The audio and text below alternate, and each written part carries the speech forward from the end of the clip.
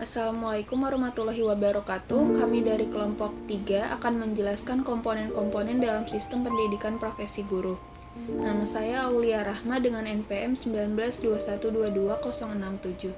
Pertama-tama saya akan menjelaskan latar belakang dari materi ini, yaitu dalam dunia pendidikan, guru merupakan sebuah profesi yang membanggakan. Maka dari itu, guru harus mempunyai kompetensi dan profesional dalam mengajar. Kompetensi adalah kemampuan bersikap, berpikir, dan bertindak secara konsisten sebagai perwujudan dari pengetahuan, sikap, dan keterampilan yang dimiliki peserta didik.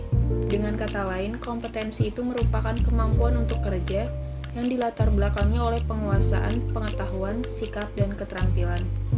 Merujuk pada Undang-Undang Guru dan Dosen, ada 6 komponen yang membentuk profesionalisme guru. Yang pertama, menjadi sumber penghasilan kehidupan. Yang kedua, memerlukan keahlian. Yang ketiga, memerlukan kemahiran. Yang keempat, memerlukan kecakapan. Yang kelima, adanya standar mutu atau norma tertentu. Dan yang keenam, memerlukan pendidikan profesi. Sebuah profesi harus menjadi sumber penghasilan penghidupan. Walau definisi ini tidak menyebutkan status pekerjaannya, tetapi dapat diartikan bahwa sebuah pekerjaan dapat disebut profesi bila menjadi sumber penghasilan. Memang pada kenyataannya status pekerjaan itu ada yang bersifat sampingan dan ada yang bersifat utama.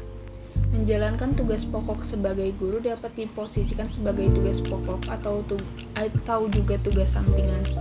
Tetapi bila pekerjaan itu diposisikan sebagai sumber pokok penghasilan, artinya bukan hobi, maka pekerjaan itu dapat diartikan sebagai sebuah profesi. Kedua, memerlukan keahlian. Komponen yang kedua lebih merupakan sebuah kompetensi intelektual dan fungsional. Orang yang ahli atau memiliki keahlian adalah orang yang memiliki pengetahuan dan keterampilan dalam menjalankan tugas profesinya. Untuk memudahkannya, standar keahlian ini dapat mengacu pada ijazah pendidikan. Ada 2 makna yang kita sebut sebagai sebuah keahlian ini. Yang pertama, keahlian dalam bentuk ijazah pendidikan formal dan dikeluarkan oleh lembaga pendidikan. Sedangkan makna yang kedua, yaitu ijazah dikeluarkan oleh lembaga non-formal, misalnya masyarakat. Untuk bentuk yang kedua ini, ijazah dapat diartikan sebagai pengakuan resmi dari publik terhadap keahliannya sendiri atau pengakuan masyarakat. Yang ketiga, memerlukan kemahiran.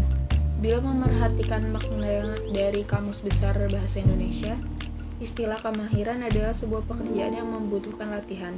Mahir dalam bahasa Indonesia diartikan sangat terlatih, cakap, dan terampil. Dengan kata lain, seseorang dapat disebut memiliki profesionalisme yang baik bila kinerjanya dapat dilakukan secara rutin dengan kualitas yang tetap baik dan lebih baik sebagai wujud dari kemampuan terlatihnya. Sebagaimana dikemukakan sebelumnya, mengajar itu bukan sekedar sampingan. Mampu menjalankan tugas profesi itu bukan sebuah kebetulan. Kemampuan tersebut adalah kemampuan faktual dari sebuah hasil latihan dan mampu dibuktikan secara berulang. Sekian dari saya, pemberian materi selanjutnya akan dilanjutkan oleh Suha Salsabila. Terima kasih. Assalamualaikum warahmatullahi wabarakatuh. Halo, nama saya Suha Salsabila Nanda Antia dan NPM saya adalah 1921222068. Dan saya akan melanjutkan presentasi yang sudah diterangkan oleh Aulia. Yang keempat adalah memerlukan kecakapan. Di komponen yang keempat ini, walaupun dalam bahasa Indonesia sendiri memiliki makna yang beririsan dengan keahlian dan kemahiran, kecakapan ini sendiri ada sikap mental yang hadir dalam diri pelaku profesional. Sikap mentalnya itu adalah kesanggupan dan kemampuan diri untuk menjalankan tugas profesinya. Orang yang cakap adalah orang yang memiliki kesanggupan dan kemampuan untuk menjalankan tugas profesi. Kelima adalah adanya standar mutu atau norma tertentu. Dalam komponen kelima ini ada 2 aspek penting. Yang pertama adalah standar mutu dan yang lainnya adalah norma tertentu. Untuk standar mutu, pekerjaan seseorang diatur dengan berbagai peraturan perundang-undangan yang mengatur profesinya. Bahkan, kelayakan profesionalnya pun diawasi. Salah satu diantaranya adalah dengan diberlakukannya sertifikasi profesi dan uji kompetensi guru atau UKG. Lalu yang keenam adalah memerlukan pendidikan profesi. Maksud dari komponen ini adalah khusus terkait dengan pendidikan profesi. Pada dasarnya, sebelum lahirnya UU Sisdiknas 2003 dan UU GD tahun 2005, pendidikan profesi keguruan ini ditunjukkan dengan akta mengajar. Tetapi pada saat ini, di luar akta mengajar atau di samping itu, seorang calon guru wajib memiliki sertifikat profesi. Untuk mendapatkan sertifikat profesi ini sendiri, bisa dilakukan melalui pendidikan dan latihan seperti PLPG dan bisa dengan pendidikan profesi selama 1 tahun atau 2 semester. Komponen kompetensi profesional seorang guru seperti yang sudah dijelaskan sebelumnya, guru harus memiliki kompetensi yang akan menunjang tugas profesionalnya. Berdasarkan UU, ada 4 kompetensi yang wajib dimiliki oleh seorang guru, yaitu yang pertama adalah kompetensi pedagogik. Kompetensi pedagogik guru adalah kemampuan atau keterampilan guru yang bisa mengelola suatu proses pembelajaran atau interaksi belajar mengajar dengan peserta didik. Setidaknya ada 7 aspek dalam kompetensi pedagogik yang harus dikuasai. Yang pertama adalah karakteristik para peserta didik. Dari informasi mengenai karakteristik peserta didik, guru harus bisa menyesuaikan diri untuk membantu pembelajaran pada tiap-tiap peserta didik. Karakteristik yang perlu dilihat meliputi aspek intelektual, emosional, sosial, moral, fisik, dan lain-lain. Kedua adalah teori belajar dan prinsip pembelajaran yang mendidik. Guru harus bisa menerangkan teori pelajaran secara jelas pada peserta didik, menggunakan pendekatan tertentu dengan menerapkan strategi, teknik, atau mode yang kreatif. Lalu, adanya pengembangan kurikulum.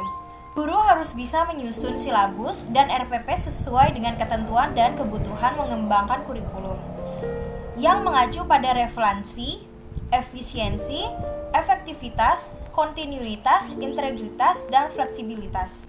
Yang keempat adalah pembelajaran yang mendidik. Guru tidak sekedar menyampaikan materi pembelajarannya saja, namun juga harus melakukan pendampingan.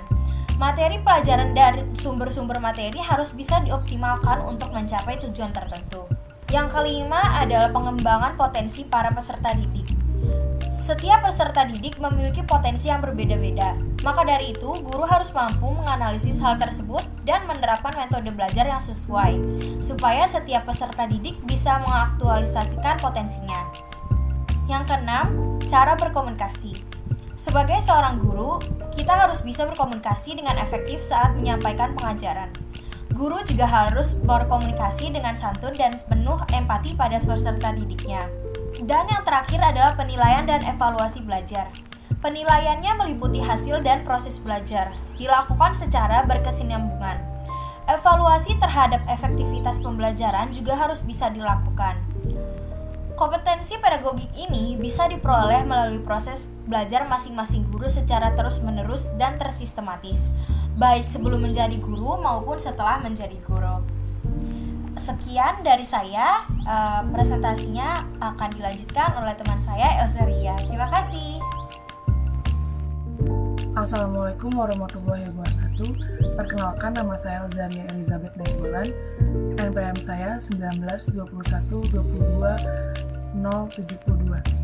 Di sini saya akan melanjutkan presentasi mengenai materi kompetensi seorang guru profesional. Yang kedua itu ada kompetensi kepribadian. Kompetensi kepribadian ini berkaitan dengan karakter personal. Ada indikator yang mencerminkan kepribadian positif seorang guru, yaitu supel, sabar, disiplin, jujur, rendah hati, berwibawa, santun, empati, ikhlas, berakhlak mulia, bertindak sesuai norma sosial dan norma hukum, dan lain sebagainya. Kepribadian positif ini wajib dimiliki oleh seorang guru, karena para guru harus bisa menjadi teladan bagi para siswanya. Selain itu, guru juga harus mampu mendidik para siswanya supaya memiliki attitude yang baik atau memiliki sikap yang baik. Jadi, kepribadian positif ini sangat penting bagi seorang guru, karena jika guru memiliki kepribadian yang positif atau sikap yang positif, maka dalam menyampaikan materi pembelajaran, para murid pun dapat menerima materinya dengan baik. Yang ketiga ada kompetensi profesional. Kompetensi profesional guru adalah kemampuan atau keterampilan yang wajib dimiliki supaya tugas-tugas keguruan bisa diselesaikan dengan baik. Keterampilannya ini berkaitan dengan hal-hal yang cukup teknis dan akan berkaitan langsung dengan kinerja guru. Adapun indikator kompetensi profesional guru diantaranya adalah yang pertama, menguasai materi pembelajaran yang diampu. Berikut struktur, konsep, dan pola pikir keilmuannya. Jika guru tidak menguasai materi pembelajaran yang diampu, bagaimana materi tersebut dapat tersampaikan dengan baik kepada murid-muridnya. Jadi, menguasai materi pembelajaran ini sangat penting dimiliki oleh seorang guru. Poin selanjutnya yang kedua, menguasai standar kompetensi pelajaran atau SK, kompetensi dasar pelajaran atau KD, dan tujuan pembelajaran dari suatu pelajaran yang diampu. Kompetensi dasar pelajaran ini sendiri yaitu deskripsi pengetahuan, keterampilan, dan sikap yang harus dikuasai setelah siswa mempelajari mata pelajaran tertentu pada jenjang pendidikan tertentu pula. Sedangkan KD atau kompetensi dasar adalah pengetahuan, keterampilan, dan sikap minimal yang harus dicapai oleh siswa untuk menunjukkan bahwa siswa telah menguasai standar kompetensi yang telah ditetapkan. Jadi perbedaan dari SK dan KD ini adalah SK ini adalah sikap yang harus dikuasai setelah siswa mempelajari mata pelajaran tertentu. Sedangkan KD adalah sikap minimal yang harus dicapai oleh siswa untuk menunjukkan bahwa siswa telah menguasai standar kompetensi yang telah ditetapkan. Jadi itu perbedaan antara KD dan SK. Selanjutnya, yang ketiga, mampu mengembangkan materi pelajaran dengan kreatif sehingga bisa memberi pengetahuan yang lebih luas dan mendalam bagi para peserta didik. Jadi kita sebagai guru juga harus bisa berpikir kreatif dalam penyampaian materi pembelajaran sehingga para murid pun tidak merasa bosan dan materi pembelajaran dapat diterima dengan baik oleh para siswa. Yang selanjutnya, poin keempat, yaitu mampu bertindak reflektif demi mengembangkan keprofesionalan secara kontinu. Yang kelima, mampu memanfaatkan teknologi informasi dan komunikasi dalam proses pembelajaran dan juga pengembangan diri. Poin kelima ini maksudnya kita sebagai guru juga harus mampu memanfaatkan teknologi untuk membantu kita dalam menyampaikan materi pembelajaran. Selanjutnya, yang keenam, yaitu dengan menguasai kemampuan dan keahlian khusus seperti yang sudah dijelaskan di atas, diharapkan fungsi dan tugas-tugas guru bisa dijalankan dengan baik. Dengan demikian, guru mampu membimbing seluruh peserta didiknya untuk mencapai standar kompetensi yang sudah ditentukan dalam standar nasional pendidikan. Kompetensi yang selanjutnya itu yang keempat, kompetensi sosial. Kompetensi sosial ini berkaitan dengan keterampilan komunikasi, bersikap, dan berinteraksi secara umum, baik itu dengan peserta didik, sesama guru, tenaga kependidikan, orang tua siswa, hingga masyarakat secara luas. Indikator dari kompetensi sosial guru diantaranya yang pertama yaitu mampu bersikap inklusif, objektif, dan tidak melakukan diskriminasi terkait latar belakang seseorang, baik itu berkaitan dengan kondisi fisik, status sosial, jenis kelamin, ras, latar belakang keluarga, dan lain sebagainya. Yang kedua yaitu mampu berkomunikasi dengan efektif menggunakan bahasa yang santun dan empatik. Yang ketiga yaitu mampu berkomunikasi dengan baik secara lisan maupun tulisan. Yang keempat, mampu beradaptasi dan menjalankan tugas sebagai guru di berbagai lingkungan dengan bermacam-macam ciri sosial budaya masing-masing. Selanjutnya kesimpulan, ada 6 komponen yang membentuk profesionalisme guru. Keenam komponen itu yakni yang pertama menjadi sumber penghasilan kehidupan, yang kedua memerlukan keahlian, yang ketiga memerlukan kemahiran, yang keempat memerlukan kecakapan, yang kelima adanya standar mutu atau norma tertentu, dan yang keenam memerlukan pendidikan profesi. Poin yang kedua, berdasarkan undang-undang ada 4 kompetensi yang wajib dimiliki seorang guru, yaitu yang pertama kompetensi pedagogik, yang kedua kompetensi kepribadian, yang ketiga kompetensi profesional, yang keempat kompetensi sosial. Demikian materi yang dapat saya sampaikan. Mohon maaf bila ada kesalahan kata dalam penyampaian materi. Terima kasih. Assalamualaikum warahmatullahi wabarakatuh.